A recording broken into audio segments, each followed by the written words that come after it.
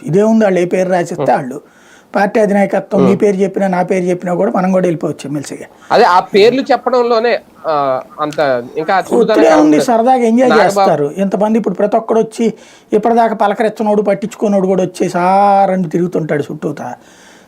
తిరిగితే చూద్దాం. ఆశలు ఎప్పుడూ ఉంటాయి, పెరిగేదే ఉంది అందులో, ఆశలు ఉంటాయి. అంటే మళ్ళీ ఇంకా వస్తాయి కదా, ఇప్పటితో ఏం అయిపోదు కదా, కాబట్టి ఇంకా మళ్ళీ ఛాయిస్లు ఉన్నాయి కదా. ఇప్పుడైతే ముందు ఏంటంటే ఓ రకంగా ఈ టైంలో ఆస్వాదించగలుగుతారు తమ సత్తా ఏంటనేది అధికారంలో ఉన్నవాళ్ళు. నాగబాబు పక్కన పెడితే 4 సీట్లు ఉన్నాయి, 4 తెలుగుదేశం పార్టీ బీజేపీకి ఇస్తుందా లేదా అన్నది ఏం తేల్చలేదు. ఇంకా బీజేపీ వాళ్ళు కూడా ఏం అడిగినట్లేరు, కాబట్టి అది పక్కన పెడితే మొత్తం 4 తెలుగుదేశం లాగానే ఉంది. ఒకటే ఉండేదల్లా ఏంటంటే మొహమాటం, ఒకళ్ళని తీసేస్తే ఒకళ్ళకి ఏమవుతుంది అనేది. అది ఒత్తిడి అనే కంటే కూడా మొహమాటం.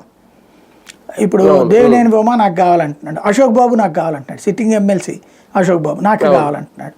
జంగా కృష్ణమూర్తి నేను వైసీపీ నాకు సీట్ ఇచ్చినా కూడా జగన్ని తిట్టి మరి నేను మీ దగ్గరకు వచ్చాను కదా అంటాడు. ఇప్పుడు అతనికి అది కాబట్టి అట్లా లెక్కలు ఉంటాయి ప్రతిదానికి కూడా.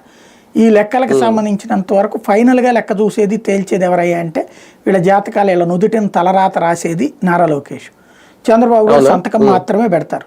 ఆయన రాష్ట్రపతి లాంటోడు ఇప్పుడు తెలుగుదేశం పార్టీలో. ప్రస్తుతం ప్రధానమంత్రి, తెలుగుదేశంలో ప్రధానమంత్రి నారా లోకేష్, ఆయనే డిసైడ్ చేస్తారు వీళ్ళ